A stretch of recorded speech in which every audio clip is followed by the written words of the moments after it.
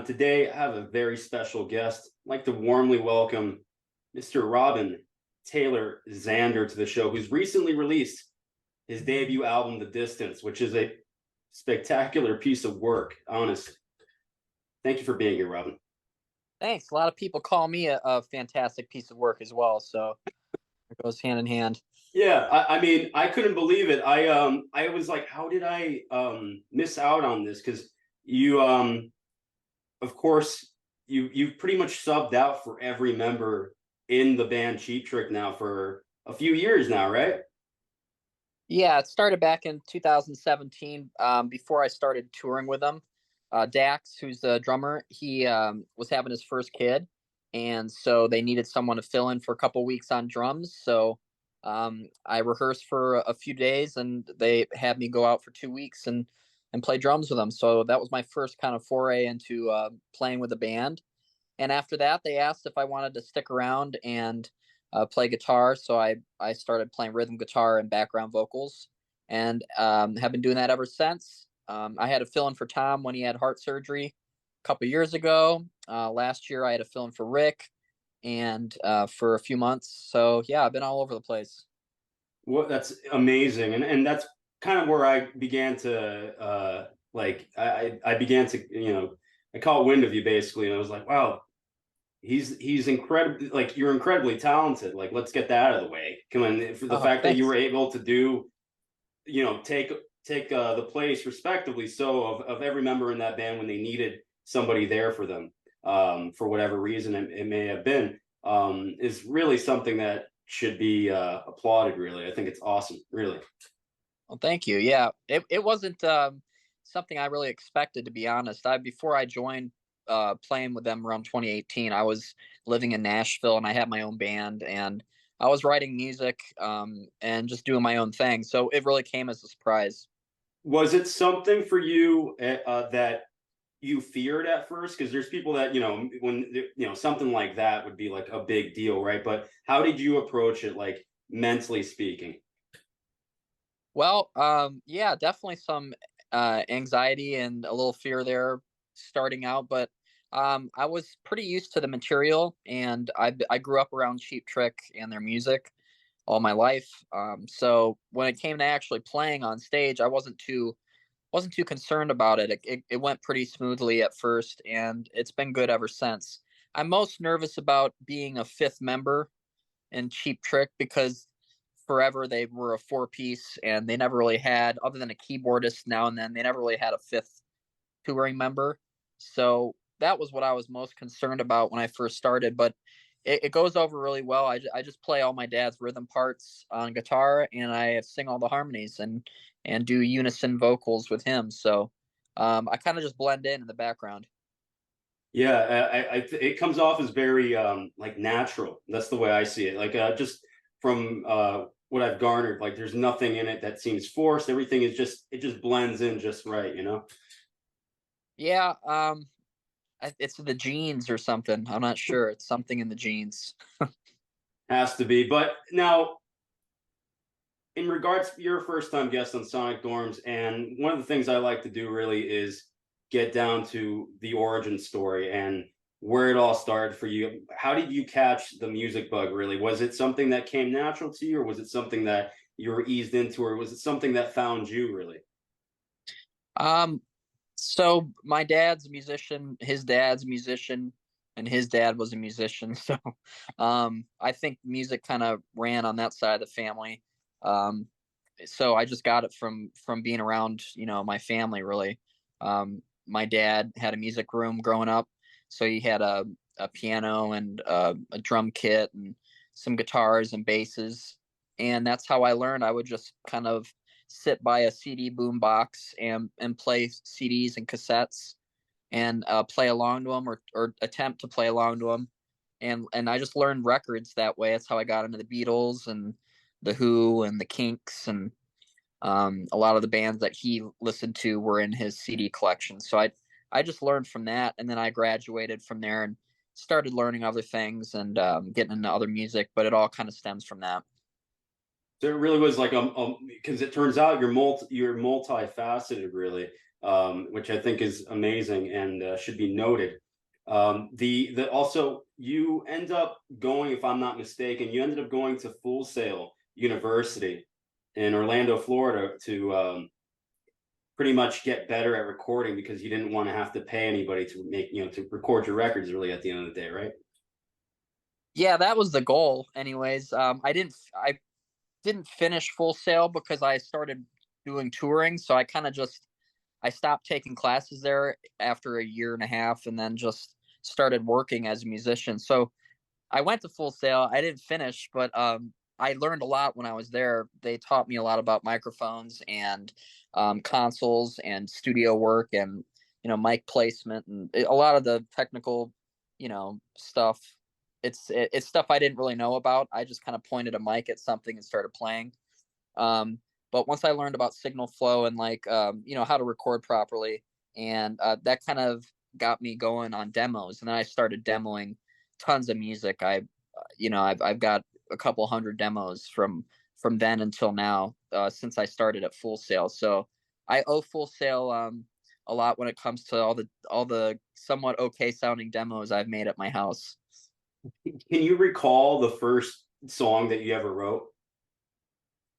Um, yeah, it was like a bass line and a song, a lyric that I think it was "My dog has fleas." Oh, That was really? the Yep. It's just that repeated over and over because my dog had fleas, and then a bass line to that. Do you And still have that somewhere recording? my dad's got it on a one of those really archaic Panasonic digital recorders from the like late 90s. He's got it somewhere still. It's incredible. I think really it's inspiring to see that because there's a lot of people out there, a lot of young up and coming songwriters that I don't think necessarily take the time to or the necessary time to develop their craft. And it seems to me like you began.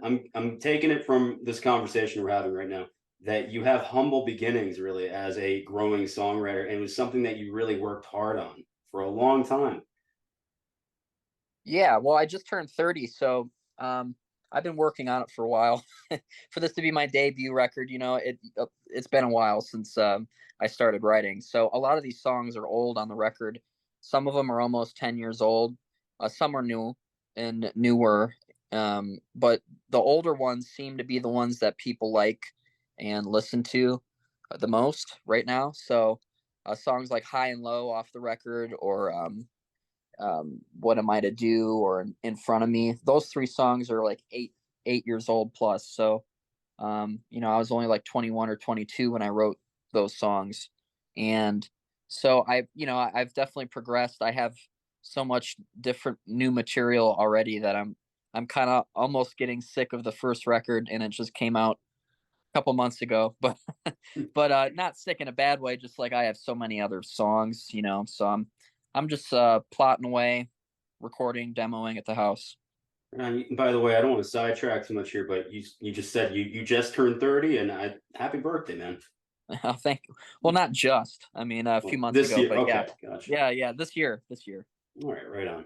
I so now we're talking about this record, The Distance. There was a long gestation period here. I mean, it took you, like you said, you had some of these songs in the can really for 8+ years. Now, did that give you enough time to like work on them, to road test them? Because I know a lot of artists back predating like the internet age, a lot of artists had the luxury to just go out on the road and road test songs before they actually got around to recording them. Is that an advantage that you had with these particular songs? Not at all, actually, because I recorded everything in the studio. I didn't have a band. So, when it came time, I finished the record right before the pandemic hit too. So this record has been canned for 2.5 years just because of the pandemic. Everything was finished March, February, March 2020 on this record, pretty much. And then we did mixing and mastering after. But so it kind of even sat for a while because of the pandemic. So I didn't really have a band going at that time, and Cheap Trick wasn't touring. So I kind of just, played acoustically solo locally where I live in Florida, and just kept writing. And then I finally got a chance to talk to Jack Douglas, who signed me to his label My dad has worked with him on the first Cheap Trick record and a couple other things. He mixed live at Budokan, and Jack. He's worked with Aerosmith and Patti Smith, and all sorts of cool people. And so I really just I sent him the songs, and he's like, man, I'd love to mix this with Jay Messina, who's his partner in crime from the Record Plant days. And they said, they love the music, so they signed me. So that all happened after the pandemic. So it's still pretty new, and we're doing some dates coming up here. If you check out my website, robintaylorzander.com, all the info will be up there. Wonderful, and I'm glad you brought up Jack Douglas, because he's a living legend, and what an incredible resume he has, really, and having the opportunity to work with a legend like Jack Douglas. What when you got back those mixes, what was going on through your mind? Well, they just came back the way they were supposed to sound all along. It was just pretty magical. The way they do their thing is pretty. It catches your ear. If you're a musician, their mixes are really well done, and the vocals are always really present and clear, and the way they present the song is just the way it should be presented. In most cases. So, but yeah, me and the guy who I recorded with, who did all the engineering and co-produced the record with me, his name's Kenny Siegel, and we did it in upstate New York in the Catskills in the middle of winter in 2020. And so a lot of all this stuff was getting written and recorded technically between the years 2014 till 2020. So there was 6 years worth of songs there. And so you'll hear 6 years of my life, when you listen to The Distance. Yeah, and now diving into this record, I've probably listened to it at this point within the last like 24 to 48 hours. I've probably heard it over a dozen times, if you can believe that, because I I couldn't. I mean, I'm streaming it right now. I want to buy a physical copy because I'm a physical copy guy, whether it be vinyl or CDs. I still buy CDs whenever I can. But I need a physical copy because these songs transcend to me. There's something really. They're very focused and fine tuned, and I don't really hear new music that speaks to me in that traditional sense, I guess, of just here's somebody like the singer songwriter approach, really, that in a very organic fashion. And you delivered that and then some with this album, and I couldn't believe it. I mean, and of course your voice, you have a fantastic singing voice to top it off that really sells me what you're trying to say through the songs themselves.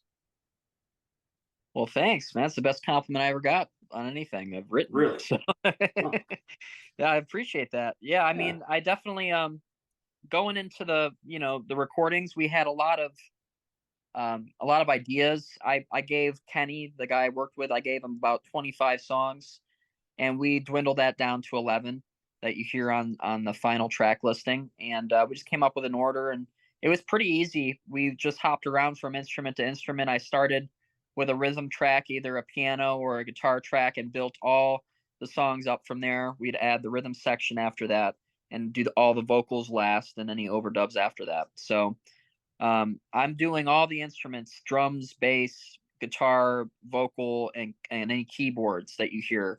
That's all me. And then we had people come in for overdubs. We had someone play the cello and the harp, and sing backgrounds, a horn section. We had some really cool people come in and help out with the final product. You brought up sequencing and how you whittled, it down to 11 tracks to have a certain flow to them, really. Is that something that's very precious to you, the album sequencing like process? Because like I'm old school in that way. I mean, I'm also 30 years old, but I grew up on like records and listening to them like top to bottom. And to me, almost like a concert set list, there needs to be a certain flow that goes along throughout the course. It's pretty much the art of the album, really. And it's nice to hear that again with an album like yours. Yeah, it is important. I think if you are into that as a music listener, and you like to sit down and listen to a record, you're assuming that the artist has an intent with the listing. in my mind anyways. If you aren't, then you're just like a list of singles, and that's cool too. I mean, it depends on what you're going for, but at for me personally, I'm pretty much the same way. I like to sit down and like actually listen to the record. And then after that I'll find my few songs that I really like that I'll maybe play more than the others. But that's how I am, and it is important. If it weren't important, then people would just throw it together however they want to, which some people do. But the artists I listen to take time and definitely think that one through. Absolutely. I'm glad you're like carrying that tradition into the future because I think, I mean, I hate to sound like one of those old guys like at one point that's going to be going, talking about how things should be like they used to be, but I really don't. I I think already that I sound like that, so we're both in yeah, the same group. Yeah. I guess I just think that the idea of like there's certain things, elements that we've had in music for like 40, 50 plus years now at this point that I think really work really well, extraordinarily so. And to just outright turn it into like a free for all fest, it kind of loses that the essence, the purity in the art. And I'm not trying to sound like a snob, but that's just how I feel personally. No, you're right on the money. I feel the same way. I agree. I think it's important. Um, I don't know if you're a musician nowadays. It's easy to be heard, but hard to stick, I guess. So it's hard to, you know, get your 15 minutes of fame. You might get your 15 seconds of fame, in this day and age. But really, it's hard to get someone to kind of cross through and be popular, but also be original. And um, I might not ever get there, but I know what I'm doing is original to myself, and there might not be a lot of me's, that are around right now that are making music. So I can only do, what I do best, and if people take interest, that's awesome. Whether they're Cheap Trick fans or you know whoever, it doesn't matter to me. I'm just appreciative. Yeah, no, well said. And like diving into this record, like some standouts for me. I got to mention "What Am I to Do" is one of them. I mean, the opening track, which is actually was released as a single, and again, immediately sets the tone for the rest of the record. What's your lyrically? What what's really going through? What inspires you really when you're working on these songs? Do the lyrics come to you first, or is it the actual music itself? It could be one or the other, but mostly it's the music, and then you put a lyric to it. But that first track was one that I actually it's the only song that's co-written on the record is that first one, and it was with my old bandmate from Nashville, Johnny, and they were completely throwaway lyrics, like at 4 in the morning, up all night, trying to write songs, and being 22, 23 years old, being young, and that's what that song is. I think it's a fun song. I like it. I thought it was also a good one to start the record because it's upbeat, and there's a lot of mid-tempo songs on the record, so I figured you might as well do something that's a little more upbeat and start it the right way. Do you like fall into a trance when you write this stuff? Is it something that you just lose yourself towards, or is it something that you really spend a lot of time like overthinking almost as an artist to create what you're envisioning as a songwriter? No, it's a lot of work. Yeah. If I don't just sit down and write a song. That song like cooks in your head for weeks, and you gotta find the right time to finish it. Sometimes you can't finish it for days. Sometimes you finish it in a day. Other times you've got to wait. Just it doesn't. You can't sit down and force something. I'm not about sitting and forcing myself to write something. If I feel inspired, then I'll go in my music room and kind of lock away for a few hours. But other than that, I think it's more of like it's like any other art form. If you're a painter, you don't finish a masterpiece in one day. You don't, or whatever. You don't.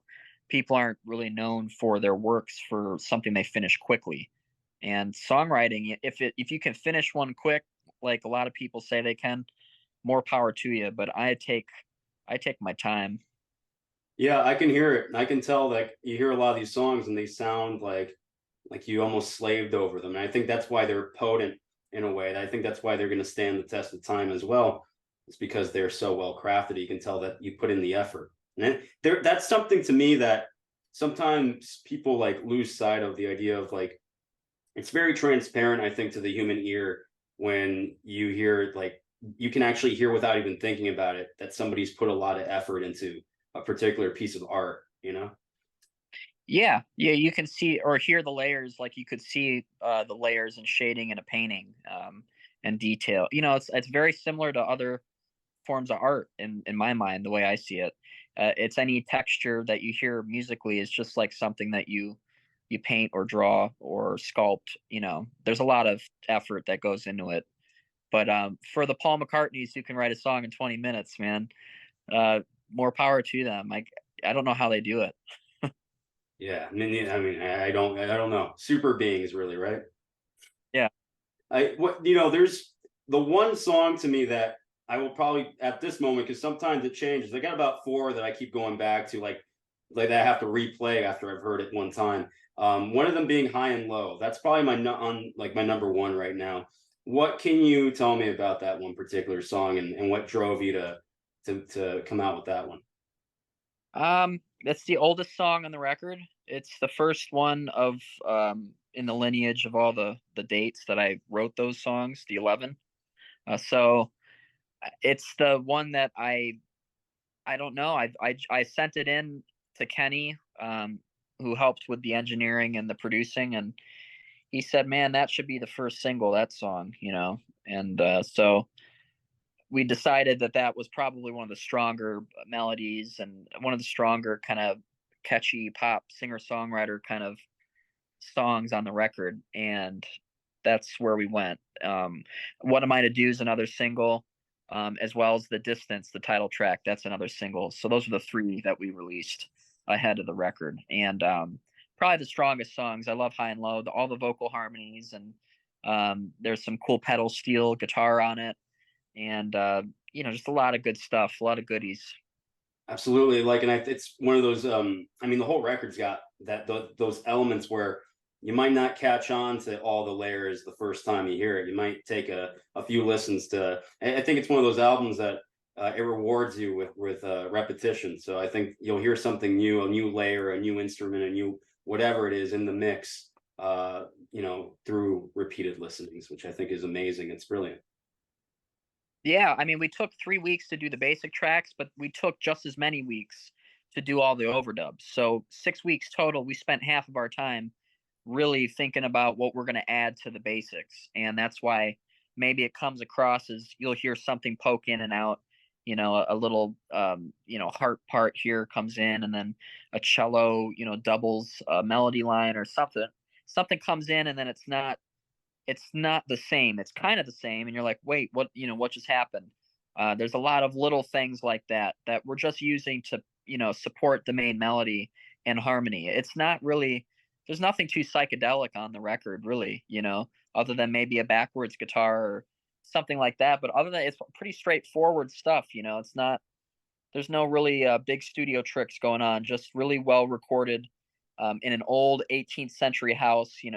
Old wood, old vaulted ceilings, big drum sound, and just the way that every great record's been made. In a good sounding room.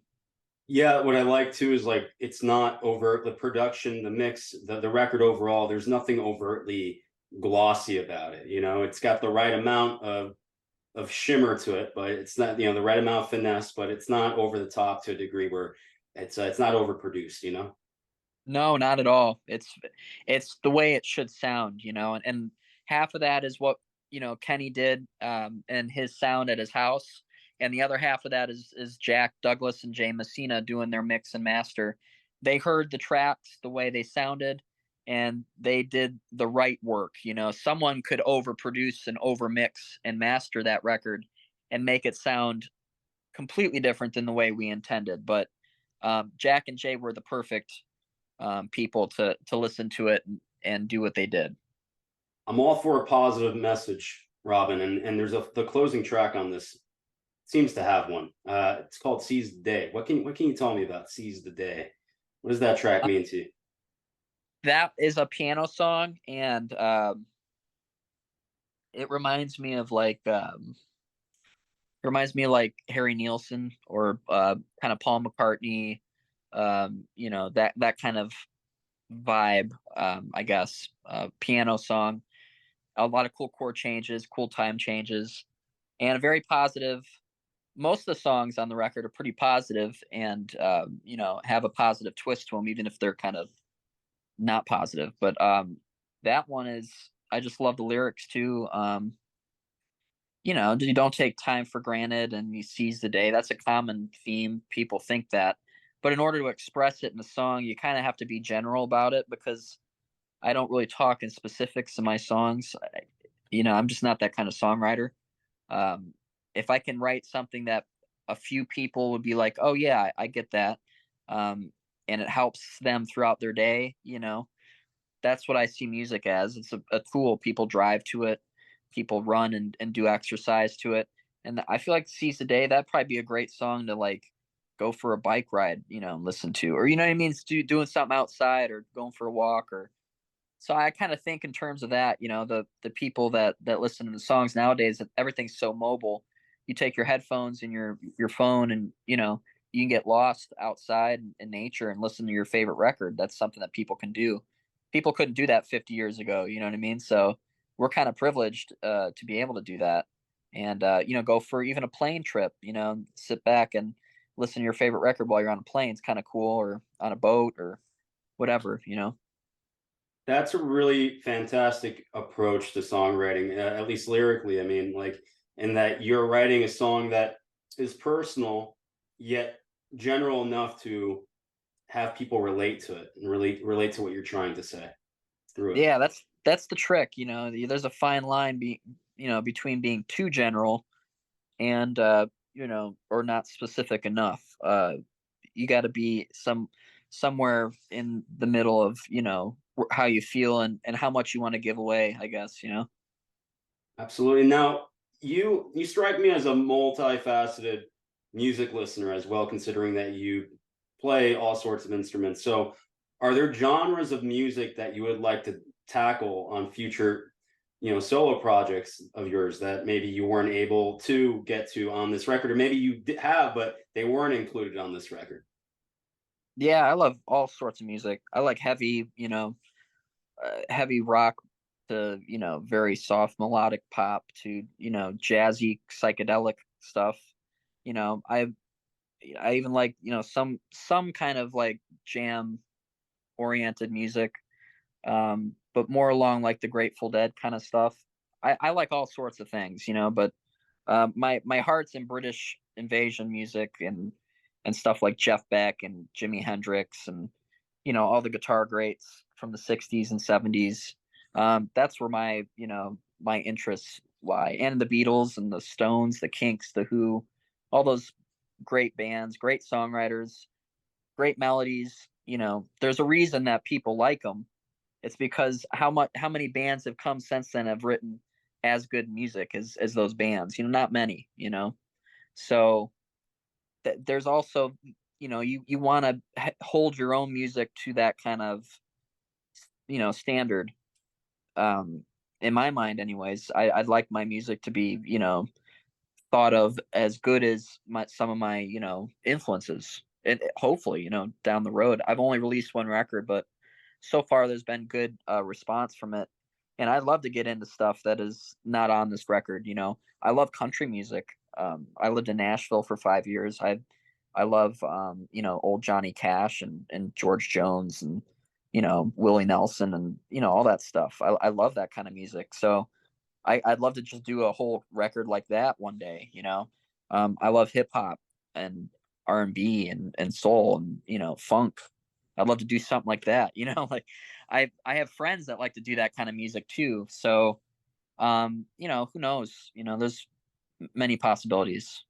So, would you consider yourself a artist that will continue to evolve musically, like record to record, where people are you're going to be a bit unpredictable as far as like the direction of where you go on what comes next? Oh, for sure. I don't, Yeah. I don't see myself as trying to repeat anything I've done in the past. So whatever I'm writing, I'm writing that's it's going to be completely different because I'm in a different headspace. I feel like stuff I'm writing now is totally different than this last record, and I can use different genres depending on what the song calls for. If it's calling for something heavier or more distorted or more upbeat and rock, I feel like that's probably what the next record will tend to sound like, less singer songwriter acoustic and maybe more electric guitars and you know um a more driven kind of focus.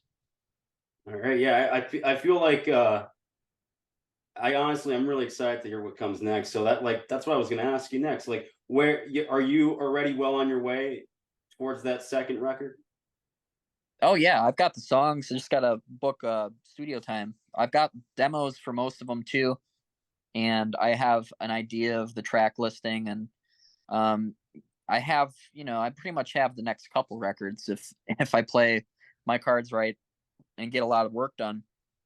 I have another record here um, that I'm probably going to record at the end of this year in the fall when I have time off, and I'll be out in California doing that. I think. Other than that, though, I'm just going to keep working, and I'll have some solo dates to announce too in the next coming couple weeks, and it's sporadic until the fall, and then hopefully it opens up and I do a lot more. I have a band that I work with. They're called Boys Go to Jupiter, and they're based out of Brooklyn and New York. And then I also play acoustically on my own. And if I'm with a band or if I'm with, just my acoustic guitar, we'll be having those dates up on my website as well. Sounds incredible. And what's this I hear about you co-writing some songs on a future Cheap Trick album? Is that true? I hope so. I don't know. They haven't sat down to start the record yet, but if they do, I'll be around. I haven't been involved in the past with them when it comes to studio work. So, it's that would be new territory, but I write a lot of music, so if they're wanting to work with me, I'm for hire. It's exciting. That really is. Well, again, for people that want to listen to your music, because I mean, they have to listen to your music. I'm telling you, like they're not going to regret it. So, where can they go again, social media wise? You had mentioned your website earlier. Would you mind sharing that once more with us here? For sure. It's just my full name, www.robintaylorzander.com. And if you want anything, any information on me or my record label, you can go to confidentialrecordsnyc.com. And they have my merch. You can get T-shirts. You can get the LP, vinyl, or CD. And any info about me as well, bio and some pictures and stuff are up on that website. So either robintaylorzander.com or confidentialrecordsnyc.com. Awesome. And again, thank you for taking the time to join me here today on Sonic Dorms. This has been a real treat, and I'm definitely a fan. If you couldn't tell that already, I love what you're doing. You're writing. You're That's a nice doing. shirt you got. Hey, yeah, right here. Well, check that out. You're doing it. You're doing it right though, and I have to commend you for that. And here I am, like just using this as a vehicle to promote, you know, all artists, but just music that I personally believe in that I think people should check out. And I think we need more people doing this sort of thing, whether you have one follower or you have 5 million. I mean, at the end of the day, to me, more people should talk about how passionate they are about music, especially the youth of today. So I think it's important that this means a lot, is what I'm trying to say. And I really do appreciate what you're doing as an artist. And I really do appreciate the fact that you decided to join in with me here today, honestly. Oh man, anytime. I appreciate what you do. Thanks. Thanks for having me. Anytime. Yeah, of course. Yeah, you're always welcome back. So, again, Robin Taylor Zander, incredible record, The Distance, out now, wherever you stream music. And if, by the way, Robin, really quick, because I do believe in the physical product, is there a physical product release for this record that perhaps Yep. even myself could purchase? Yep. If you go to confidentialrecordsnyc.com Yeah. and go to their shop, there's a LP for purchase of The Distance as well as a CD. Perfect. All right, we'll do. I'm going to be right on that this week. Yes, All definitely. right, all right, Robin. Thanks again, and I wish you nothing but the utmost, like, success really in your future. So thank you. Well, thank you. I appreciate you. Thanks for All having me. right.